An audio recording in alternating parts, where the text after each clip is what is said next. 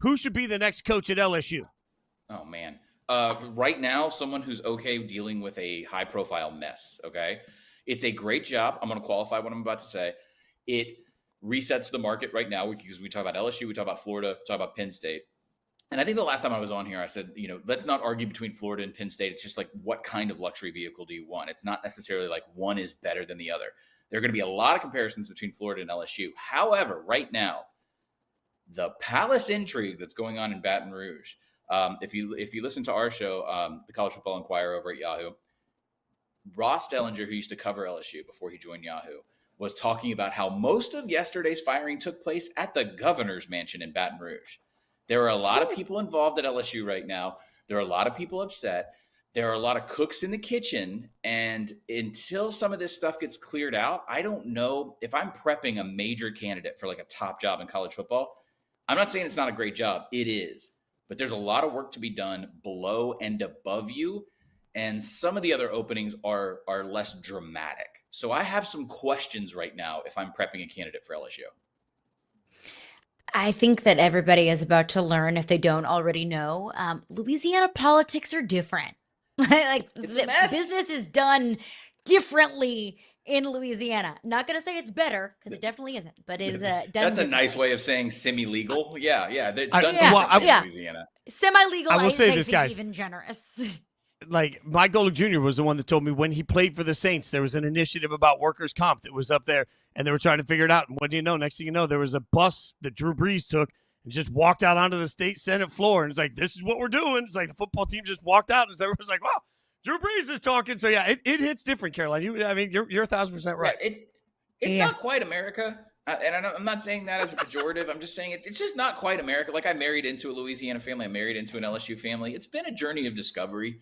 It's a little bit like entering a foreign nation every time I'm there, where like the government is just kind of hanging on by a thread. But this is the most important export in the state of Louisiana. There are a lot of Saints fans. There's two pro sports franchises in the state, but this is it. That's why the governor gets involved. And we joked about this last night, but LSU is famous, and LSU is one of one in the state of Louisiana because a long time ago, a very famous corrupt governor made it that way. He was a hardcore college football fan. I'm talking about Huey Long, the famous Kingfish. There has been this level of like tampering and involvement, corruption and manipulation of LSU football really since the very beginning. So this is not new. What is new about this is that LSU has to move into the modern post-Nick Saban era, because I think Brian Kelly was a hire that came in response to Nick Saban. Nick Saban's gone. Caroline, what's your highlight of the Brian Kelly era? I think I know what it is in my head, but if you had to go back and pick one thing, what would it be? Everyone would agree it is beating Alabama in his first year. Right. And the value of that has changed so dramatically, right? I think the firing came because they have a bye week, because some things were imploding, because there was actual like real-time acrimony and indignation, and people getting really angry in the luxury suites on Saturday night against A&M. People going around from suite to suite, like the high-dollar boosters being like, this has got to go. Like a literal passing of the hat to be like, I know this is expensive, but we are going to fire this guy. We can't do this. And a lot of that is because they have Alabama coming up. And Alabama is always going to be their measuring stick from here on out, because it's Nick Saban leaving this program changed it psychologically, maybe forever, or at least in the modern era of college football. So they felt like they had to get rid of him. The scary thing here is that a lot of LSU people early on, like yesterday afternoon, and some people last night that I talked to, they want to model this after Texas A&M because of how successful Texas A&M has been under Mike Elko after taking over for Jimbo Fisher. I don't know if there's a Mike Elko right now. Mm-hmm. Mike Elko was a defensive coordinator at Notre Dame, at A&M. He was a successful head coach at Duke, but he knew A&M really well because he was kind of cleaning up Jimbo Fisher's messes. I don't know if there's like a number one guy on the board right now at LSU, and I would be a little frightened if I was an LSU fan, because you just ate a lot of money. And now you've got to go and build a competitor at the very highest level of sport. And you're in a very pivotal point in the program, as is Florida, as is Penn State. And I feel like for a very long time, there was a formula to finding your next head coach, whether that was the hot up and coming, like the Urban Meyer at Utah, or the hot up and coming coordinator. But I think the traits and the qualifications of a head coach in college football has drastically changed over the last couple of years in modern transfer portal and modern NIL era. What are those traits that you think, not just LSU, but Florida, Penn State, Arkansas, UCLA, all Right. of these openings, more openings than ever in college football? What are those traits that you find successful in the modern era of college football? So I have a working theory right now, and I think I've talked about it on this show. I've talked about it on some other shows. We don't know yet. We're lying if we act like we know exactly what college football needs, because you used to have the obvious candidate. Everybody would bend over backwards to get Nick Saban or Urban Meyer. Because the sport is changing so fast, I don't know if the sport knows who can create, like, who's the architect for the blueprint right now. If you could pull anybody in college football, it'd probably be Dan Lanning, who hasn't Mhm. won a national championship yet, but he's managed high school recruiting, NIL, portal, all the modern aspects of the game the best, in my opinion. He's young, he's energetic. He technically kind of comes off that Saban smart tree, right, with his resume. But there's only one of him, and there's not, if this was 10 years ago, we would just be like, all right, well, bring me his assistant. But he doesn't, like, you're not going to hire Will Stein, who's a great coach and an up-and-comer, but he's just too young for a job like this. I think about, like, Kenny Dillingham at Arizona State, Mhm. but that's a huge jump. That's a huge jump. And then also, when you step into a job like LSU at the high end of the Big Ten, and especially in the SEC, where, governors get involved, and, like, you're going to have death threats if you win. You're going to have death threats if you lose. You're going to have death threats on a Tuesday. Like, to ask some of these young guys who are still understanding the sport to jump into these high stakes, dramatic political jobs, I don't know if that's the right move either. So what you're going to see in the short term is what you've been seeing the last 3 years. I think it's going to carry on for a couple more seasons. You're going to poach a guy. You're just going to grab a sitting head coach. And I think that's where LSU is headed, because they don't want to grow the next leader. They feel like it's going to take too long unless they fall in love with somebody in this upcoming process. I think what you're going to see is them going out and saying, like, all right, just give me that guy, which is kind of what they did last time with Kelly, and it backfired. But hear me out. If we're struggling to identify really who the perfect candidate is for LSU, imagine being in this conversation Penn State, which now looks in the eyes of many as the third best job. So now, like, the third best available job, when there's no clear-cut candidate for the first best available job, like, it just feels like the trickle down on this, Stephen, is that we're going to end up with some really weird hirings that are for big money and programs that we have no idea if they're actually capable of doing anything. And then I'm looking at it saying, is all of that really better than James Franklin? Like, is the third best person in an unsure hiring cycle really better than James Franklin? No, not necessarily. This is why I love college football. Of course not. I'm not going to tell you anybody knows what they're doing right now. It's a huge mess, and there's billions of dollars at stake. This is a completely unregulated sport.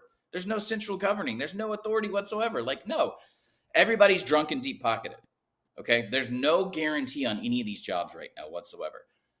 I had an agent on the phone last Friday tell me he's like, I wouldn't be surprised if we had 40 openings in the cycle. That's insane. That's a third of the sport. So on average, if you're listening or watching, this is like, normally we would do like 18 to 25, but we could easily do 40 this year.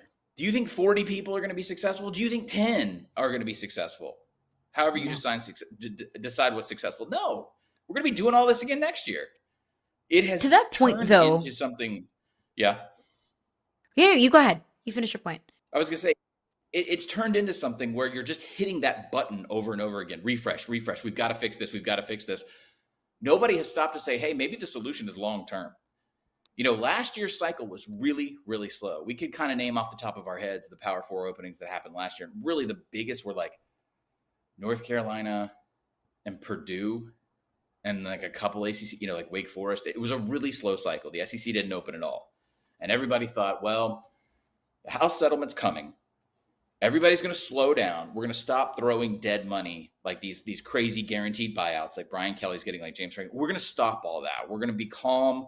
We might invest in the GM position. Like maybe we can find a way to like just focus on player payment. We're going to kind of make this a little bit more professional. Nope. As soon as this season started, we started firing coaches because people now believe there's so much money at stake with private equity entering the sport. We can't afford to look complacent. So what we're all kind of agreeing on here is that no, there's no good plan moving forward, but the priority is that you just sort of create motion, you create action. And LSU's a little bit different. James Franklin's a little bit different, Fitz, too, because he was given everything that you could ask for and failed totally That's a inarguable empirical study of this guy pushed the administration year after year. Well, we need this. We're not Ohio State. I need this $3 million coordinator. I need this other $3 million coordinator. And he still lost to Northwestern. And looking at Penn State, LSU, Florida, 3 big time programs that are open, you mentioned potentially 40 openings at any point in the season. Should that deter places like Florida State from firing Mike Norvell, understanding that there's going to be far more competition for any of these coaches in this hiring cycle?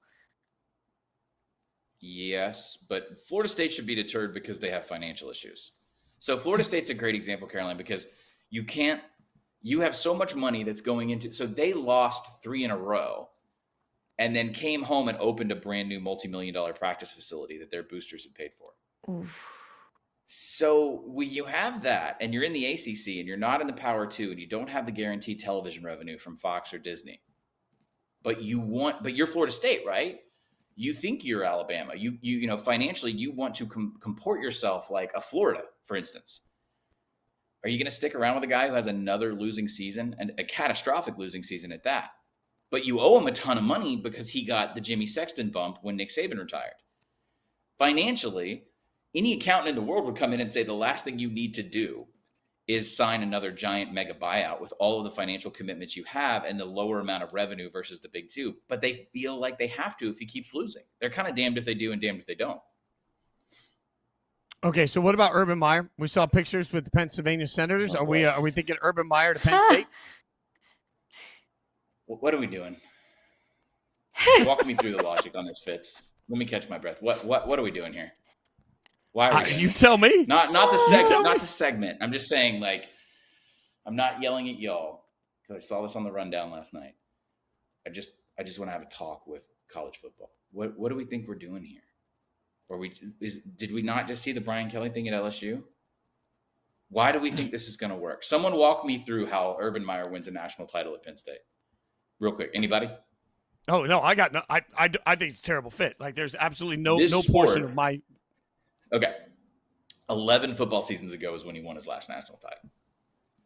Can we name anything that's this? They still play football with helmets and shoulder pads. That's about it. That's the same between 2014 and 2025.